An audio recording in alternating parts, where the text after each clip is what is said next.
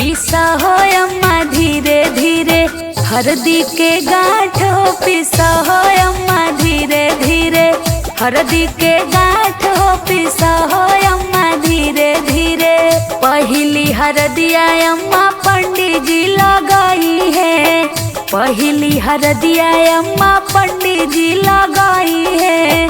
फिर तू लगाई है अम्मा, फिर तू लगाई है अम्मा, पापा जी के साथ हो पिसा हो अम्मा धीरे धीरे, हरदी के गांठ हो पिसा हो अम्मा धीरे धीरे।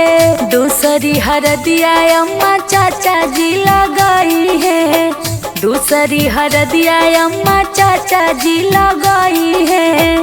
फिर तू लगाई हो भाभी, फिर तू लगाई हो भाभी, भैया जी के साथ हो पिसा हो अम्मा धीरे धीरे, हरदी के गांठ हो पिसा हो अम्मा धीरे धीरे।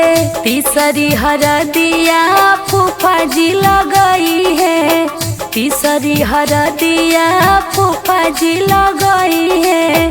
फिर तू लगाई हो मम्मी, फिर तू लगाई हो मम्मी, मामा जी के साथ हो पिसा हो अम्मा धीरे धीरे, हरदी के गांठ हो पिसा हो अम्मा धीरे धीरे, हरदी के